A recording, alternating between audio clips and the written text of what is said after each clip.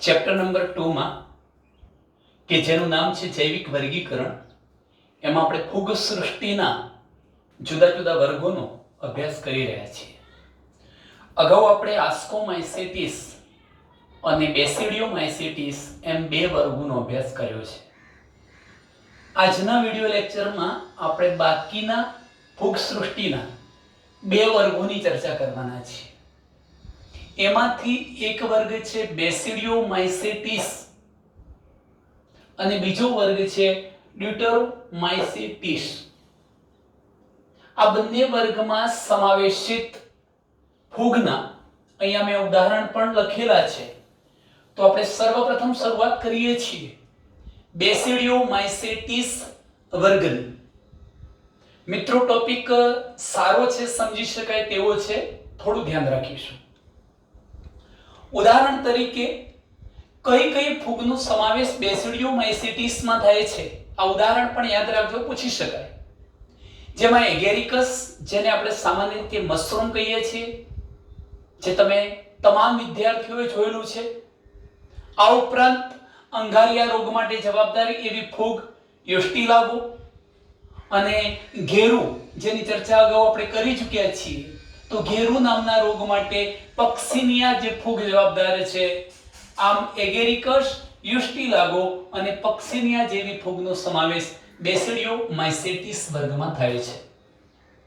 આ વર્ગમાં સમાવેશ પામતી જે ફૂગ છે મિત્રો, એને સામાન્ય રીતે આપણે મશરૂમ, બ્રેકેટ ફંજાઈ અને પફ બોલ્સ તરીકે ઓળખીએ છીએ. માટે બીજો મુદ્દો લખ્યો છે કે બેસિડિયોમાઇસેટિસમાં સમાવેશિત ફૂગને મશરૂમ તરીકે સામાન્ય રીતે ઓળખીએ છીએ, એને બ્રેકેટ ફંજાઈ કહીશું, પફ બોલ્સ તરીકે પણ આ સ્વરૂપો જાણીતા છે.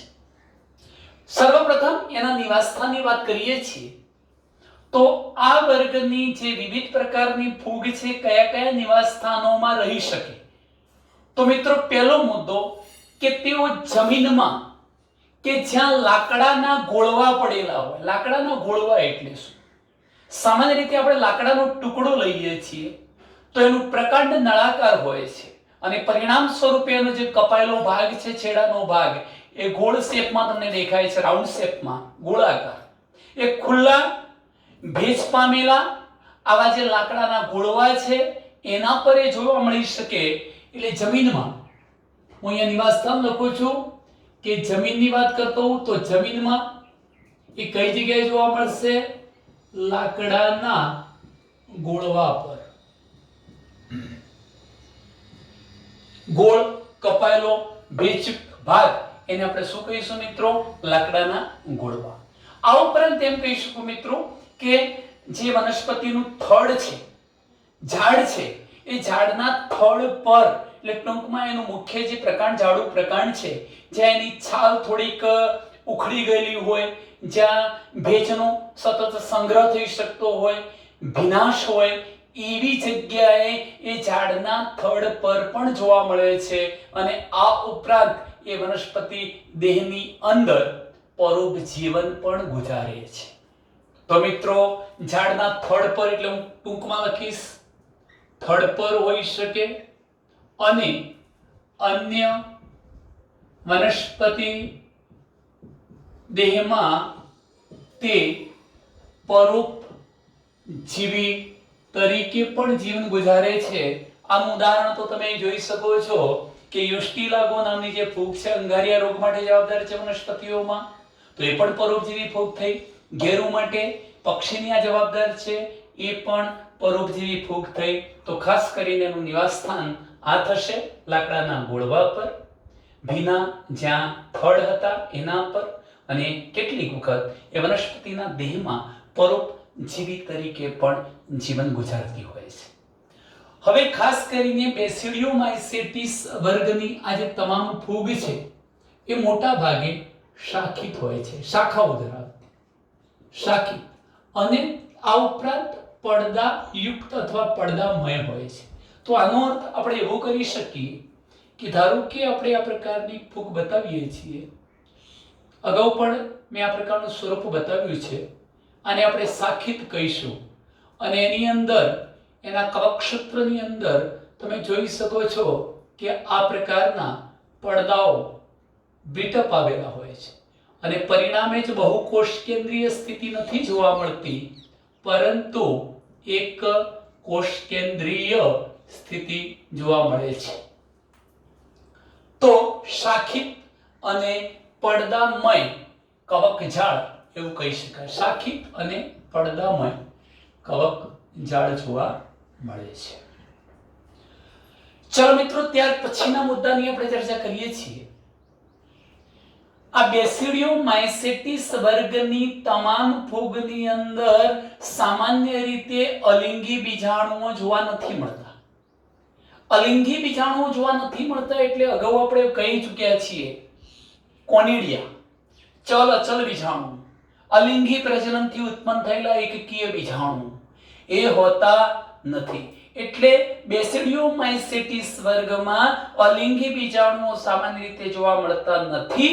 તો પ્રશ્ન એ થાય કે પ્રજનન કેવી રીતે થાય? તો પહેલા શબ્દ નોંધીશું. આ વર્ગમાં, આ વર્ગની ફૂગમાં અલિંગી બીજાણુઓ જોવા મળતા નથી અને તેથી એમ કહી શકીએ કે અલિંગી પ્રજનન સામાન્ય રીતે થતું નથી. પરંતુ એની સાપેક્ષમાં, હા, અલિંગી પ્રજનન આપણે કયા અનુસંધાનમાં કહેતા હતા? જો એ અલિંગી બીજાણુઓ દ્વારા થતું હોય તો, પણ એ થઈ શકતું નથી. પરંતુ આ વર્ગની ફૂગમાં, એટલે આમાં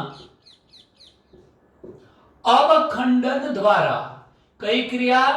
અવખંડન. અવખંડન દ્વારા વાનસ્પતિક પ્રજનન થાય છે. આમ તો અલિંગી પ્રજનનનો જ પ્રકાર કહી શકાય વાનસ્પતિક પ્રજનન, પણ અલિંગી બીજાણુઓ ઉત્પન્ન થતા જ નથી એટલે અલિંગી રીત નથી થતી એમ કહી શકાય. એની જગ્યાએ આ જે કવકજાળ હતી એ ટુકડાઓની અંદર વિભાજિત થાય છે અને દરેક ટુકડો એ નવા કવકજાળ કે નવા કવકસૂત્રમાં ફેરવાઈ જાય છે. એટલે અવખંડનની ક્રિયા દ્વારા વાનસ્પતિક પ્રજનન એમનામાં જોવા મળે છે એવું કહી શકાય. મિત્રો, એક બીજી અગત્યની બાબત, તો આપણને એમ થતું હશે એની અંદર લિંગી પ્રજનન થતું હોય, અને લિંગી પ્રજનન થતું હોય તો એના માટે લિંગી પ્રજનન અંગો અથવા લિંગી અંગો હોવા જોઈએ, નર અને માદા જન્યુઓ બનવા જોઈએ. પણ અહીંયા એવું પણ નથી. એનો મતલબ કે અહીંયા લિંગી અંગોનો અભાવ હોય છે, પરંતુ હું આ મુદ્દો અગત્યનો કહીશ જોજો કે આ ફૂગમાં એટલે કે બેસિડિયોમાઇસેટિસ વર્ગની તમામ ફૂગમાં લિંગી અંગો હોતા નથી, લિંગી અંગો ગેરહાજર. તો પછી લિંગી પ્રજનન કેવી રીતે થાય? પરંતુ તેઓમાં અલગ પ્રકારના વિભેદો, જો વિભેદો ન કેવું હોય મિત્રો, તો એમ પણ કહી શકાય કે બે અલગ અલગ પ્રકારના વાનસ્પતિક કે દૈહિક કોષો, વિભેદો કે વાનસ્પતિક કોષો, અથવા તો જો વાનસ્પતિક કોષ ન કહેવું હોય, દૈહિક કોષો. ધ્યાનથી સમજો, આ ફૂગમાં લિંગી અંગો હોતા નથી, પરંતુ આ ફૂગની અંદર બે અલગ પ્રકારના વિભેદો કે જનીન પ્રકાર ધરાવતા અલગ પ્રકારના વિભેદો, એટલે વિભેદો વિભાજનની બાબતમાં બંને અલગ, કે પછી આપણે એમ કહી શકીએ અલગ પ્રકારના જનીન પ્રકાર ધરાવતા વિભેદો કે જનીન પ્રકાર ધરાવતા બે વાનસ્પતિક કોષો કે પછી મેં તમને કહ્યું એમ દૈહિક કોષોના જોડાણ દ્વારા. હું આકૃતિમાં બતાવીશ કે જીવરસ સંયુગ્મન થાય છે. શું થવાનું? દૈહિક કોષોના જોડાણ દ્વારા જીવરસ સંયુગ્મન થાય છે અને જીવરસ સંયુગ્મન થતા તેના કારણે દ્વિકોષ કેન્દ્રીય સ્થિતિનું સર્જન થાય છે. દ્વિકોષ કેન્દ્રીય સ્થિતિ સર્જાય છે. આ દ્વિકોષ કેન્દ્રીય સ્થિતિ સર્જાઈ, દ્વિકોષ કેન્દ્રીય રચના બની, જે અંતે પ્રકણી બીજાણુધાની તરીકે વિકાસ પામે છે. કયા તરીકે? સ્થિતિ નિર્માણ પામે છે, સ્થિતિ નિર્માણ પામે છે. અંતે આ રચના પ્રકણી બીજાણુ તરીકે વિકસે છે. પ્રકણી બીજાણુ ધાની પણ કહો, કારણ કે પ્રકણી બીજાણુ ક્યાં હશે? પ્રકણી બીજાણુ ધાનીમાં. એટલે એમ કહી શકાય કે જે અંતે પ્રકણી બીજાણુ ધાની તરીકે વિકાસ પામે છે અને પ્રકણી ધાનીમાં કોષ કેન્દ્ર સંયુગ્મનની ઘટના થવાની છે. એ પણ લખી દઈએ અને ત્યાર પછી સમજીએ. પ્રકણી બીજાણુ ધાની બને છે. આ પ્રકણી બીજાણુ ધાનીમાં નવો મુદ્દો પાડીશું કે આ પ્રકણી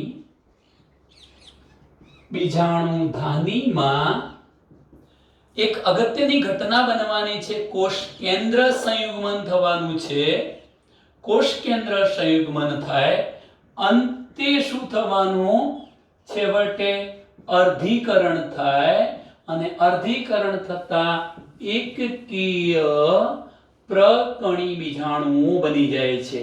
અને એ પણ કહું મિત્રો કે આ જે એકકીય પ્રકણી બીજાણુ બને છે એ બહિર્જાત ઉદ્ભવે છે. બહિર્જાત, હું એ શબ્દ તમને આકૃતિમાં સમજાવું છું. ચલો, હજુ આપણે ફળકાય, બીજાણુધાની કાય આ શબ્દોની પણ ચર્ચા કરવી છે. પણ પહેલા આપણે આટલે સુધીની બાબતને સમજી લઈએ આકૃતિમાં અને ત્યારબાદ આગળની રચનાનો અભ્યાસ કરીએ. ચલો, શું લખ્યું છે કે આ ફૂગમાં લિંગી અંગો હોતા નથી, પરંતુ તેમાં અલગ પ્રકારના વિભેદો કે પછી જનીન પ્રકાર ધરાવતા. તમને યાદ હોય તો મેં આગળની ફૂગમાં બધી પ્લસ પ્લસ નિશાનીઓ આપી હતી, એક જ જનીન પ્રકાર ધરાવતી. હું આજે એમ કહું છું અલગ અલગ જનીન પ્રકાર ધરાવતી, એટલે તમે પ્લસ અને માઇનસ સ્વરૂપે રજૂ કરી શકો. તો એને આપણે આકૃતિમાં આ રીતે બતાવી શકીએ. જેમ કે હું પહેલી એક આકૃતિ દોરું છું મિત્રો. આ કોઈ એક ફૂગનો કવક સૂત્ર કે કવક તંતુ છે. હકીકતમાં અત્યારે તમે જોઈ શકો છો એ એકકીય કોષ કેન્દ્ર ધરાવતું છે. હું એને સામાન્ય રીતે પ્લસ સિમ્બોલ આપું છું. જનીન બંધારણ મારે અલગ પ્રકારનું બતાવવું છે. સાથે સાથે હું એવી એક બીજી કવક જાળને અથવા કવક સૂત્રને બતાવું છું અને એમાં પણ હું આ રીતે સામાન્ય રીતે તમે જોઈ શકો છો કે એકકીય કોષ કેન્દ્ર બતાવું છું. આને આપણે સામાન્ય રીતે માઈનસ નિશાની આપી દઈએ કે જેથી આપણને ખબર પડે કે બે અલગ પ્રકારના વિભેદો છે કે જનીન પ્રકાર ધરાવતા આ વાનસ્પતિક કોષો, આ બધા જ કોષો છે વાનસ્પતિ, એના દેહની રચના કરતા કોષો. તો વાનસ્પતિક કોષો જોડાશે કાં તો આ બધા દૈહિક કોષો એકબીજા સાથે જોડાશે. પહેલી કઈ ઘટના બનવાની છે? જીવરસ સંયોગન. એનો મતલબ મિત્રો હું આ એક સ્થિતિ બતાવું છું કે જો આ બંને વચ્ચે શું સ્થિતિ સર્જાય? જો કોષ રસ અથવા જીવરસનું જોડાણ થાય, બંનેના જીવરસનું જોડાણ થાય તો જીવરસ સંયુગ્મનની આપણે ઘટના કહીશું અને એને પરિણામ સ્વરૂપે આપણે આ પ્રકારની આકૃતિને બતાવી શકીએ કે જેમાં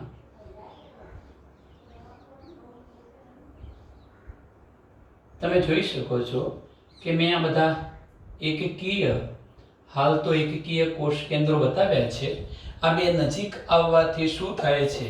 તો બે એકકીય કોષ કેન્દ્રો એકબીજાની નજીક આવ્યા અને સાથે સાથે અહીંયા એ વખતે ફક્ત જીવરસનું સંયુગ્મન થયું છે, કોષ કેન્દ્રનું સંયુગ્મન થયું નથી. અહીંયા દ્વિકોષ કેન્દ્રીય સ્થિતિ સર્જાઈ. મિત્રો આ નર અને માદા જન્યુ નથી, લિંગી અંગો જ નથી, નર અને માદા જન્યુ બનતા નથી, પરંતુ બે અલગ પ્રકારના વિભેદો એટલે કે જનીન પ્રકાર ધરાવતા કવકસૂત્રો ના વાનસ્પતિક કોષો એકબીજા સાથે જોડાવાના છે. સર્વપ્રથમ જીવરસ જોડાય છે એટલે જીવરસ સંયુગ્મન થયું, તેના કારણે દ્વિકોષ કેન્દ્રીય સ્થિતિનું નિર્માણ પામે છે. એક બીજો અગત્યનો મુદ્દો પણ મિત્રો મારે તમને કહેવો છે. શું કોઈ એક જ કોષની અંદર દ્વિકોષ કેન્દ્રીય સ્થિતિ હોઈ શકે? તો ના. આવા ઘણા બધા દૈહિક કોષો જોડાવાના છે, પાસ પાસેના દૈહિક કોષો, અને આ પાસ પાસેના દૈહિક કોષો જોડાઈ શકે એ માટે એક વિશિષ્ટ પ્રકારની એક રચના બને છે, કનેક્શન બને છે, જેને આપણે ક્લેમ્પ કનેક્શન કહીશું. ક્લેમ્પ કનેક્શન, હું અહીંયા શબ્દ લખું છું, એક ક્લેમ્પ કનેક્શન. એને આ રીતે બતાવી શકું, જેમ કે મેં આ એક કવક સૂત્ર બતાવ્યું છે, એની અંદર તમે જોઈ શકો છો 1 2 3 આપણે એના દૈહિક કે વનસ્પતિ કોષો બતાવી દીધા. અહીંયા તો બે કોષ કેન્દ્રવાળી સ્થિતિ છે જ, ચલો આ કોષમાં તો, અને જીવરસ સંયુગ્મન પણ થયું છે. પણ હવે તમે વિચારો કે અહીંયા જે કોષ હતો, અહીં કોષ હતો, આ કોષ, આ બધામાં એકકીય કોષ કેન્દ્ર હતું. આ બધાની ગોઠવણી ભલે બે વિરુદ્ધ પ્રકારના લો કે એક પ્રકારના લો, આ જે બે કવકસૂત્રો હતા એમની વચ્ચે ક્લેમ્પ કનેક્શન બને છે. આ ક્લેમ્પ કનેક્શન કેવી રીતે બને છે હું એ ઘટના બતાવું છું મિત્રો. અહીં તમે જોઈ શકો છો, હું આમ કરીને આ પ્રકારની એક રચના બતાવીશ. અહીંયા પણ હું આ પ્રકારની રચના બતાવું છું.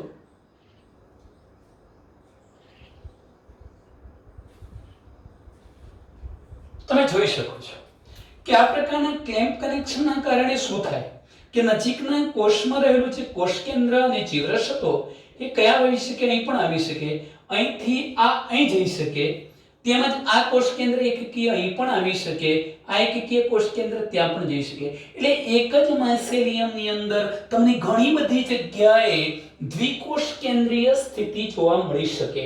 ઘણી બધી જગ્યાએ તમને દ્વિકોષ કેન્દ્રીય સ્થિતિ જોવા મળે.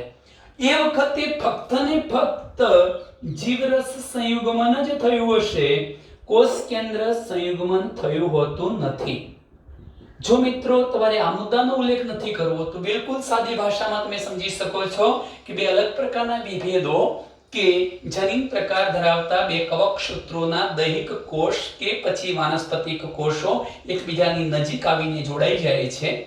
સર્વપ્રથમ જીવરસનું સંયુગ્મન થાય છે. હવે જીવરસનું સંયુગ્મન થયું છે પણ હજુ સુધી કોષ કેન્દ્રનું સંયુગ્મન થયું નથી. એટલે અત્યારે તો હું એમ કહી શકું કે આ પ્રકારની સ્થિતિ સર્જાઈ છે. જેમ કે આ ક્લેમ્પ કનેક્શનના કારણે મિત્રો હું અહીંયા આકૃતિ દોરીશ, આ પ્રકારની સ્થિતિ સર્જાઈ ચૂકી છે કે જેના પ્રત્યેક કોષની અંદર તમે જોઈ શકો છો એમ બે કોષ કેન્દ્રો વાળી ડાયકેરિયન સિચ્યુએશન ક્રિએટ થઈ છે. હવે શું માત્ર શું થયું છે? જીવરસ સંયુગ્મન થયું છે, કોષ કેન્દ્ર સંયુગ્મન થયું નથી. આ કોષ કેન્દ્ર સંયુગ્મનની ક્રિયા ક્યાં થાય છે અને કેવી રીતે થાય છે, ચલો એને જોઈએ. એના પછીનું એક સ્ટેપ કહું છું. જો આના પછીનું સ્ટેપ બતાવો તો આપણે આ રીતે રચના બતાવી શકીએ.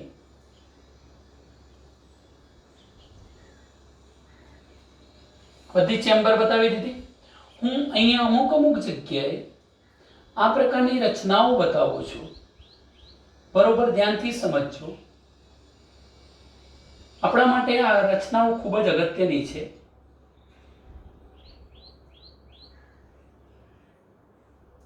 આ પ્રકારની રચનાઓ બની છે.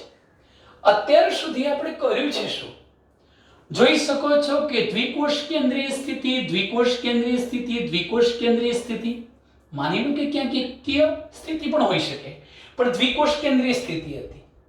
અહીંયા મેં જે રચના ગોળાકાર બતાવી છે મિત્રો એને પ્રકણી બીજાણુ ધાની કહેવાય. શું નામ આપીશું આને? પ્રકણી બીજાણુ ધાની. જ્યાં પ્રકણી બીજાણુ ઉત્પન્ન થવાના છે એવી ધાની, ટૂંકમાં એ કવક સૂત્ર પર જ્યાં ડાયકેરિયોન સ્થિતિ હતી એની બહારની બાજુએ પ્રકણી બીજાણુ ધાની જેવી રચના ઉપસી આવે છે અને માટે તમે જુઓ અહીં આટલે સુધી કે જીવરસ સંયુગ્મન થયું હતું તેના કારણે દ્વિકોષ કેન્દ્રીય સ્થિતિ નિર્માણ પામે છે અને અંતે આ રચના પ્રકણી બીજાણુ ધાનીમાં ફેરવાય છે. તો આ શું આ રચના શામાં ફેરવાશે? પ્રકણી બીજાણુ ધાનીમાં. ચલો એના પછીના સ્ટેપની વાત કરીએ છીએ. હવે શું સ્થિતિ થાય છે આ બાબત સમજો મિત્રો કે આ એક આકૃતિ મેં દોરી દીધી એની જ આકૃતિ છે. હવે હું માત્ર આ પ્રકારના દૈહિક વાનસ્પતિક કોષો બતાવી દઉં છું. અહીંયા દ્વિકોષ કેન્દ્રીય સ્થિતિ નથી બતાવતો. એનો મીનિંગ એવો થયો કે હું આ પ્રકારની જે રચના અહીંયા બતાવું છું જેને આપણે નામ પણ આપી ચૂક્યા છીએ પ્રકણી બીજાણુ ધાની. આ પ્રકણી બીજાણુ ધાનીમાં હવે એક મહત્વની ક્રિયા એ થાય છે કે આ બંને જે કોષ કેન્દ્રો હતા એ બંને કોષ કેન્દ્રો હું અલગ અલગ બતાવી દઉં, અલગ અલગ પેનથી બતાવીશ મિત્રો એટલે ઝડપથી ખબર પડે કે આ બંને કોષ કેન્દ્રો ક્યાં આવ્યા, ત્યાંથી કોષમાંથી ક્યાં આવી ગયા છે? પ્રકણી બીજાણુ ધાનીમાં. અને હવે પ્રકણી બીજાણુ ધાનીમાં ગયા પછી એમની વચ્ચે કોષ કેન્દ્ર સંયુગ્મન થાય છે, કોષ કેન્દ્રો જોડાય છે. એની સરખામણી આપણે ફલિતાંડ સાથે કરી શકીએ. તો જોજો એના પછીનું સ્ટેપ બતાવી દો, એના પછીનું સ્ટેપ બતાવી શકો તો આ પ્રકારની રચના થશે.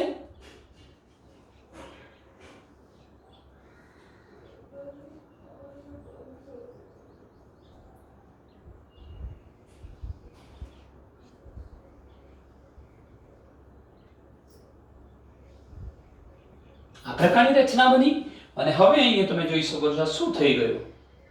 ટ્વાઇસ n સ્થિતિ એકકીય કોષ કેન્દ્રો જોડાયા. મિત્રો એકકીય કોષ કેન્દ્રોની જોડાવાની ક્રિયા ક્યાં થઈ? તો પ્રકણી બીજાણુ ધાની બની. આ પ્રકણી બીજાણુ ધાનીમાં કોષ કેન્દ્ર સંયુગ્મન થાય છે. કોનું સંયુગ્મન થઈ ગયું? કોષ કેન્દ્રનું સંયુગ્મન થઈ ગયું. ટૂંકમાં કોષ કેન્દ્ર સંયુગ્મનની પ્રક્રિયા પ્રકણી બીજાણુ ધાનીમાં થાય છે. તો પ્રકણી બીજાણુ ધાનીમાં કેવી રચના અસ્તિત્વમાં આવી ગઈ? દ્વિકીય રચના અસ્તિત્વમાં આવી ગઈ. હવે પછીનું છેલ્લું સ્ટેપ. હવે શું ઘટના બનવાની છે? તો હવે આ પ્રકારનું છેલ્લો તબક્કો આપણે બતાવી શકીએ મિત્રો.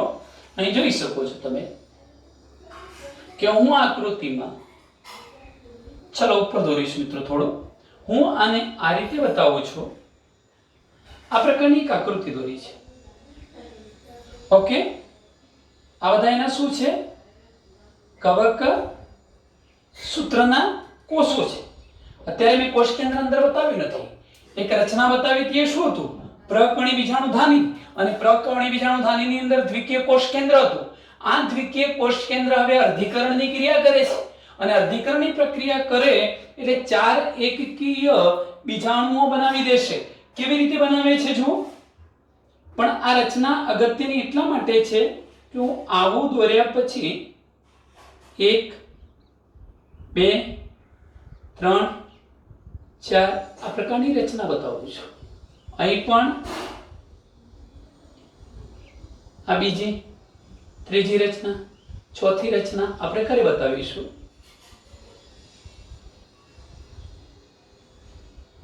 આ પ્રકારની રચનાઓ બતાવી છે શું છે? હકીકતમાં પ્રકણી બીજાણુ ધાની હતી. પ્રકણી બીજાણુ ધાનીની અંદર રહેલું જે કોષ કેન્દ્ર હતું એ અર્ધીકરણ પ્રકારે કોષ વિભાજન પામ્યું અને પરિણામે એને 4 એકકીય બીજાણુઓ બનાવ્યા. આ બીજાણુઓ સપાટી પર બન્યા છે, બહાર બન્યા છે. આ અગત્યનો મુદ્દો. આ બધા જે છે બીજાણુઓ છે આ દોર્યા બકા એની સપાટીથી બહાર, જો આ સપાટીથી બહાર, આ સપાટીથી બહાર, બધા બીજાણુ સપાટીથી બહાર બન્યા છે. આને આપણે બહિર્જાત બીજાણુઓ કહીશું. અને આ જે બીજાણુઓ બન્યા એ જ પ્રકણી બીજાણુઓ છે. પ્રકણી બીજાણુઓ. આ પ્રકારની જે રચના અહીંયા અસ્તિત્વમાં આવી છે, પ્રકણી બીજાણુઓ પ્રકણી બીજાણુ ધાનીમાં ઉત્પન્ન થયા. આ પ્રકણી બીજાણુ ધાની છે અને પ્રકણી બીજાણુ ધાનીમાં પ્રકણી બીજાણુ ક્યાં ઉત્પન્ન થયા છે? બહિર્જાત રીતે. હવે ધ્યાન રાખો કે પ્રકણી બીજાણુ ધાનીઓ ફળ કાયમાં ગોઠવાયેલી હોય છે. આ પ્રકણી બીજાણુ ધાનીઓ એ કઈ રચનામાં ગોઠવાયેલી હોય છે? આ ફળકાય તરીકે ઓળખાતી જે રચના છે એમાં ગોઠવાય છે. આને આપણે ફળકાય કહીશું. તો પ્રકણી બીજાણુ ધાનીઓ ફળકાયની અંદર ગોઠવાયેલી હોય છે, જેને આપણે પ્રકણી ધાનિકાયો કહીશું. પ્રકણી ધાનિકાય. શું કહેવાય આને? પ્રકણી ધાનિકાય. મિત્રો, આટલે સુધી તમને ખ્યાલ આવી ચૂક્યો હશે, જ્યાં આપણો બેસિડિયોમાઇસેટિસ વર્ગ પૂરો થાય છે. હું ફરી એકવાર કહી દઉં છું. ઉદાહરણ એગેરિકસ મશરૂમ, યુસ્ટિલાગો પક્ષીના. યુસ્ટિલાગો અંગારિયા રોગ માટે જવાબદાર છે, પક્ષીના ઘેરુ માટે જવાબદાર છે. આ સભ્યો મશરૂમ, બ્રેકેટ ફંજાઈ અને પફબોલ્સ તરીકે જાણીતા છે. જમીનમાં લાકડાના ઘોડવા પર, ઝાડના થડ પર અને અન્ય વનસ્પતિ દેહમાં એ પરોપજીવન ગુજારે છે. શાખિત પડદામય કવકજાળ જોવા મળે છે, મેં અહીંયા બતાવે છે. આ વર્ગની ફૂગમાં અલિંગી બીજાણુ હોતા નથી, એટલે ખાસ કરીને અલિંગી પ્રજનન નથી થતું, પણ વાનસ્પતિક પ્રજનન થાય છે અવખંડનથી. ટુકડાઓ થાય, દરેક ટુકડો ખૂટતો ભાગ સર્જે, નવી કવકજાળ બનાવે. આ ફૂગમાં લિંગી અંગો ગેરહાજર, તેમ છતાં અલગ પ્રકારના બે વિભેદો કે જનીન પ્રકાર ધરાવતા બે વાનસ્પતિક કોષો કે દૈહિક કોષો એકબીજા સાથે જોડાવાના છે. પહેલા તો એમનામાં જીવરસ સંયુગ્મન થવાનું છે, તેના કારણે દ્વિકોષ કેન્દ્રીય સ્થિતિ સર્જાવાની છે. અંતે આ દ્વિકોષ કેન્દ્રીય સ્થિતિ પ્રકણી બીજાણુ ધાનીમાં ફેરવાઈ જવાની છે. મેં તમને એ પણ કહ્યું કે આ પ્રકણી બીજાણુ ધાનીમાં કોષ કેન્દ્ર સંયુગ્મનની ક્રિયા થાય છે, એટલે દ્વિકીય કોષ કેન્દ્ર બને છે. એને કોષ કેન્દ્ર સંયુગ્મન કહેવાય. છેવટે અર્ધીકરણની પ્રક્રિયા થવાની છે. ચાર એકકીય બીજાણુ બનવાના. એ સપાટી પર બન્યા, 1 2 3 4 સપાટી પર બન્યા, બહારની બાજુએ પેલા પોલાણની અંદર નહીં, એટલે આપણે એને બહિર્જાત કહીશું. અને ત્યારબાદ આ જે પ્રકણી બીજાણુઓ હતા એમનું આ જ્યારે ફ્લોટિંગ બોડી ફળકાય તૂટવાનું અથવા પ્રકણી ધાયકાય તૂટવાનું, આ બીજાણુઓ મુક્ત થવાના અને નવા કવક દેહને બનાવશે. આ જે ફળકાયો ધરાવતી રચના છે એને આપણે પ્રકણી ધાનિકાય તરીકે પણ ઓળખાવી શકીએ. ચલો મિત્રો, હવે આપણે ડ્યુટેરોમાઇસેટિસ વર્ગની વાત કરીએ છીએ. અત્યાર સુધી આપણે જે કંઈ ચર્ચા કરી છે એ બેસિડિયોમાઇસેટિસ, ફૂગ સૃષ્ટિનો છેલ્લો સભ્ય. અહીં મિત્રો તમારે ફોટો લેવો હોય પહેલા લઈ લો. Okay, screenshot. ચલો હવે અહીં આ બાજુ ધ્યાન રાખજો.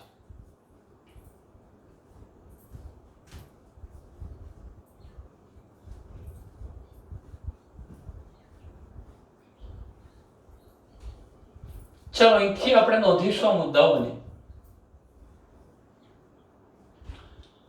તમે જોઈ શકો છો, વાત કરવી છે આપણે મોટા ભાગે તો વર્ણન જ છે મિત્રો આનું. ડ્યુટેરોમાઇસેટિસ.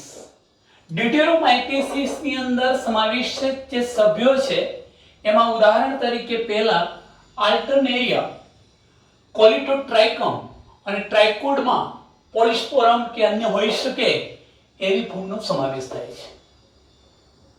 સામાન્ય રીતે ડ્યુટેરોમાઇસેટિસ વર્ગમાં સમાવેશિત ફૂગને આપણે અપૂર્ણ ફૂગ તરીકે ઓળખાવીએ છીએ. આ વર્ગમાં સમાવેશિત ફૂગ હું ટૂંકમાં લખીશ, એને આપણે અપૂર્ણ ફૂગ તરીકે ઓળખાવીએ છીએ. શા માટે મિત્રો અપૂર્ણ ફૂગ છે? કારણ કે આ ફૂગમાં માત્ર અલિંગી અને વાનસ્પતિક પ્રજનન થાય છે. માત્ર અલિંગી અને વાનસ્પતિક તબક્કાઓ જ જોવા મળે છે, જ્યારે લિંગી સ્વરૂપ શોધાયેલું હોતું નથી. અથવા કદાચ લિંગી પ્રજનન કરતી હોય છતાં પણ એ લિંગી અવસ્થા શોધી શકાય નથી. તો એનો મતલબ એ થયો કે આ ફૂગમાં માત્ર અલિંગી અને વાનસ્પતિક તબક્કાઓ છે. આ ફૂગમાં માત્ર વાનસ્પતિક અને અલિંગી તબક્કાઓ જ ઓળખી શકાયા છે, તબક્કાઓ જ જોવા મળ્યા છે, જ્યારે લિંગી અવસ્થા જોઈ શકાય નથી. બીજી રીતે કહું મિત્રો, સાદી ભાષામાં તો આમ તો એવી બધી ફૂગોનો સમાવેશ થાય છે કે જે આસ્કોમાઇસેટિસ, બેસિડિયોમાઇસેટિસ વર્ગમાં સમાવેશિત હતી, એમાંની જ ઘણી બધી ફૂગનો અંદર સમાવેશ કરી દીધો છે, પરંતુ કેવા સભ્યોને સમાવ્યા કે જે સભ્યોના લાઈફ સાયકલની અંદર ફક્ત ને ફક્ત વાનસ્પતિક તબક્કો અને અલિંગી પ્રજનન તબક્કો જોવા મળ્યો, જ્યાં લિંગી પ્રજનન અવસ્થા જોવા જ ન મળી હોય એવી બધી ફૂગને ઉઠાવીને કયા વર્ગમાં મૂકી દેવામાં આવી? ડ્યુટેરોમાઇસેટીસમાં. હા મિત્રો, એવું બની શકે કે ડ્યુટેરોમાઇસેટીસ વર્ગની અંદર સમાવેશિત ઘણી બધી એવી ફૂગ પણ પાછળથી માલુમ પડી કે શરૂઆતની અંદર તો એની અંદર વાનસ્પતિક તબક્કા અને અલિંગી તબક્કા થતા હતા, પણ ત્યારબાદ કેટલીક ફૂગની અંદર લિંગી અવસ્થા પણ જોવા મળી ગઈ અને એના કારણે એને ડ્યુટેરોમાઇસેટીસમાંથી ઉઠાવી ચોક્કસ સ્થાને એને વર્ગીકૃત કરવામાં આવી, કાં તો ફરી એને બેસિડિયોમાઇસેટીસમાં મૂકી દેવામાં આવી, કાં તો એને આસ્કોમાઇસેટીસમાં સમાવવામાં આવી. એથી ઉલટું કે આસ્કોમાઇસેટીસ અને બેસિડિયોમાઇસેટીસમાં સમાવેશિત જે કંઈ ફૂગ હતી એમાં જ્યારે પણ લિંગી સ્વરૂપ લિંગી તબક્કાઓની ગેરહાજરી જોવા મળી એવી તમામ ફૂગને ફરીથી ડ્યુટેરોમાઇસેટીસની અંદર પણ ખસેડવામાં આવી છે. તો એનો અર્થ એ થયો આલ્ટરનેરિયા, કોલેક્ટોટ્રાઇકમ, ટ્રાઇકોડર્મા આ બધી જે ફૂગ હતી એ અપૂર્ણ ફૂગ છે. કેમ? માત્ર વાનસ્પતિક અને લિંગી તબક્કા તો જોવા મળે, પરંતુ લિંગી અવસ્થા કે લિંગી તબક્કો શોધાઈ શક્યો નથી. મેં તમને હમણાં જ કહ્યું મિત્રો કે જ્યારે આ ફૂગના લિંગી સ્વરૂપો શોધાય ત્યારે તેને સાચી રીતે સમાવેશિત હોય તેવા વર્ગમાં મૂકવામાં આવે છે. બીજો એક મુદ્દો કહી દઉં કે ખાસ એને ડ્યુટેરોમાઇસેટીસ એવું નામ આપવાનો એક જ મીનિંગ થતો હતો કે અલિંગી અને વાનસ્પતિક અવસ્થાઓને એક જ નામ આપી દેવામાં આવ્યું, કયું? ડ્યુટેરોમાઇસેટીસ. એવું પણ બની શકે કે અલિંગી અને વાનસ્પતિક અવસ્થાઓને સંયુક્ત રીતે એક જ નામ આપવામાં આવ્યું હોય અને નામ કયું હોય? ડ્યુટેરોમાઇસેટીસ. આનો મીનિંગ એવો થયો કે એવી ફૂગોનો સમાવેશ કરી દેવામાં આવ્યો, કાં તો અલિંગી તબક્કો જોવા મળતો હતો, કાં તો ફક્ત વાનસ્પતિક તબક્કો જોવા મળતો હતો, કાં તો બંને જોવા મળતા હતા. એ તમામ માટે એક અલગ નામ આપી દેવામાં આવ્યું ડ્યુટેરોમાઇસેટીસ, પરંતુ એમાં શું ન જોવા મળ્યું હોય? લિંગી અવસ્થા જોવા મળી હોય નહીં. અને કદાચ જો લિંગી સ્વરૂપ શોધાય, આ ફૂગમાં અત્યારે નથી, પણ માની લો કે પાછળથી આ ફૂગમાં જો લિંગી સ્વરૂપનો ખ્યાલ આવે કે ભાઈ આની અંદર તો લિંગી સ્વરૂપ પણ જોવા મળે છે, ત્યારે શું કરવું? એને યોગ્ય વર્ગમાં મૂકી દેવામાં પણ આવી. એનો મતલબ કે ડ્યુટેરોમાઇસેટીસમાંથી ખસેડી દઈ એને કાં તો આસ્કોમાઇસેટીસ કે બેસિડિયોમાઇસેટીસમાં સમાવવામાં આવી.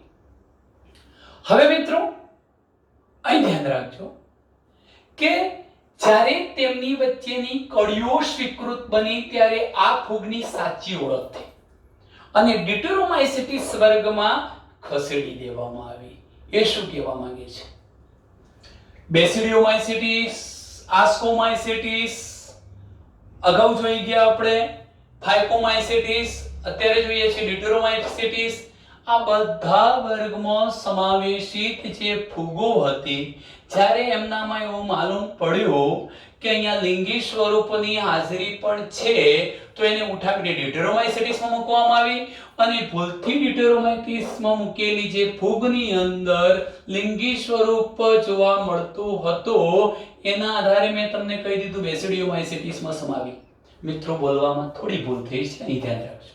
હું એમ કહેવા માંગુ છું અહીંયા જે સમાવેશિત હતી અલિંગી પ્રજનન અને વાનસ્પતિક તબક્કાવાળી હતી, પણ ભૂલથી અહીં સમાયેલીમાં જો લિંગી સ્વરૂપ જોવા મળે તો એને ખસેડીને ક્યાં મૂકી દીધી? કાં તો એસિડિયોમાઇસેટીસ, બેસિડિયોમાઇસેટીસ એ બધામાં મૂકી દીધી.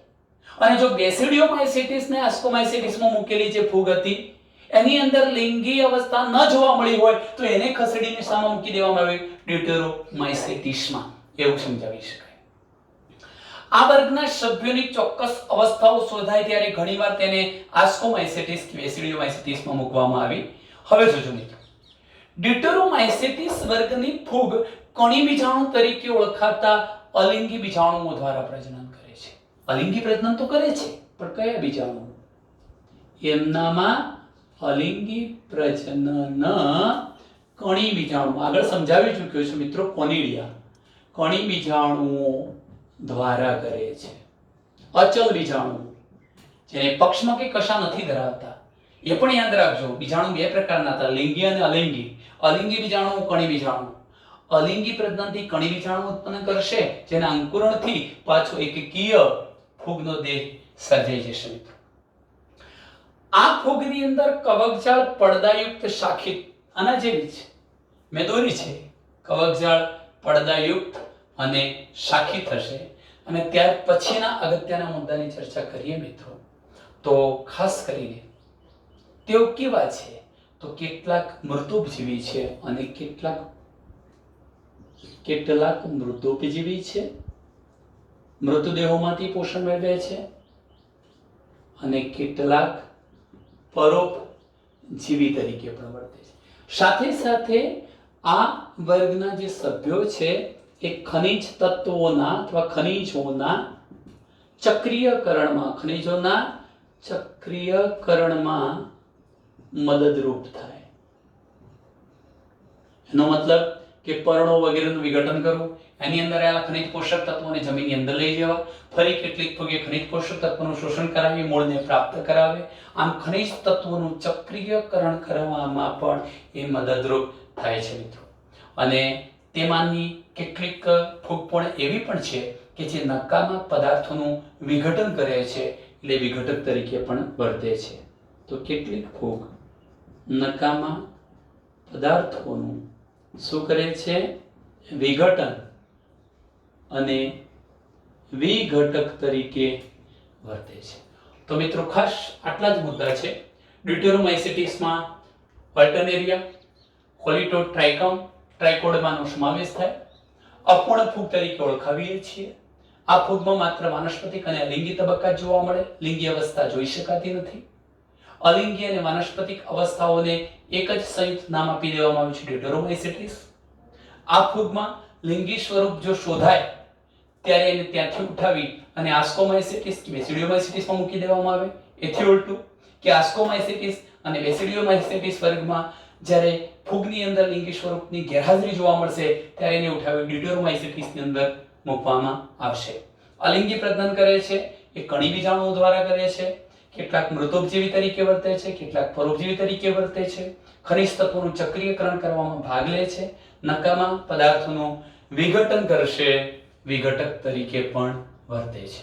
તો મિત્રો આજના વિડિયો લેક્ચરમાં આપણે ડ્યુટેરોમાઇસેટિસ અને બેસિડિયોમાઇસેટિસની વાત કરી દીધી. એની સાથે સમગ્ર ફૂગ સૃષ્ટિ આપણે પૂરી કરી ચૂક્યા છીએ મિત્રો. ત્યાર પછી આપણે વનસ્પતિ સૃષ્ટિ, પ્રાણી સૃષ્ટિની વાત કરીશું. અસ્તો, જય હિન્દ.